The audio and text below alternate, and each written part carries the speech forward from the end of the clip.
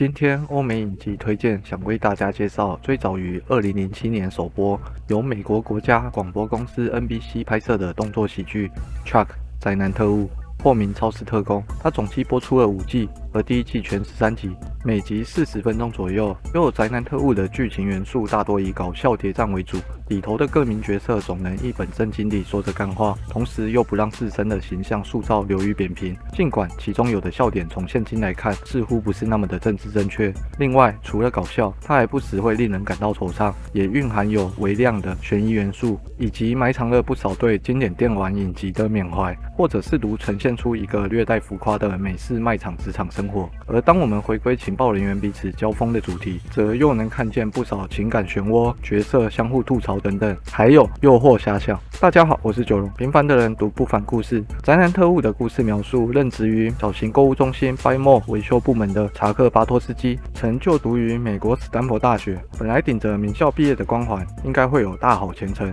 然而，不知道什么原因，让他遭到昔日挚友布莱斯拉金的陷害，甚至布莱斯还抢走了他的前女友。于是，现在的他就只能每天尝试驱动着那些有着特殊爱好的手下们去工作。等到收工后，可能再与另名挚友摩根聊天、打电动，如此得过且过地过上每一天。只是这样，那日子倒也还算滋润。但偏偏布莱斯不愿意放过他。这天，他意外收到来自布莱斯的 email， 就在打开那封信后，众多的图像从眼帘一闪而过，一瞬间过载的资讯量使得他晕厥了过去。而再度苏醒时，他发现自己只要看到关键图像，则大脑就会自动闪现与该案件相关的情报。又还来不及细查，他本人就被牵扯进国安局、中情局既竞争且合作的关系里。管杀不管埋的 NSA 特工凯西，以及性感又致命的 CIA 特工莎拉，就这样的闯进他的生活里。然后查克·巴托斯基才发现，原来昔日的友人早已成为一名间谍。接着，尽管他本人并不情愿，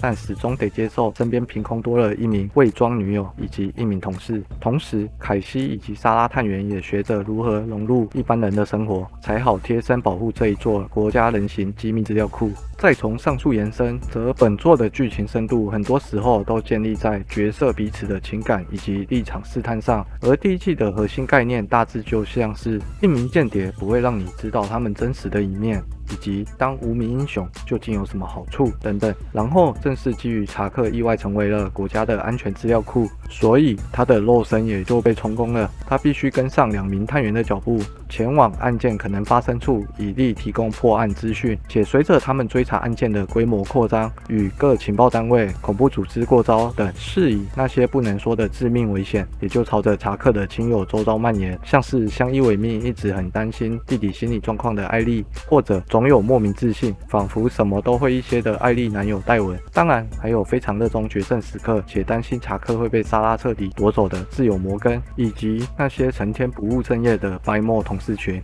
又无论是考虑到亲友可能遭遇风险，或主要是他自己不想变成被牵线的木偶，所以查克时常有着自己的主张，并且想到就去做。另外不只是他，那2名特工偶尔也会有这样的情况产生。同时本剧也善于利用这场多方角力来进一步堆叠出更好的戏剧张力，且让观众看见查克、莎拉、凯西他们原本的个性有多么大的歧义。然后接下来他们还要被迫塞进同个团队里磨合，再以不正规又恶搞的方式一次又一次地化解国家危机，直至终于形成一定的默契。然而等在他们前方的却未必是光明，也可能是阴霾。总结，没想到本剧居然已是16年前的作品，但在不经意的情况下，我偶尔还会怀念一下。尤其在本剧男主角柴克莱威出演 DC 宇宙的沙赞后，每当看到沙赞，我就会想起这套他早年的成名作。同时我会喜欢这套剧，除了他的喜感加好加满以外，最重要的是我可以体会，虽然间谍这个职业被训练成不能轻易说真话，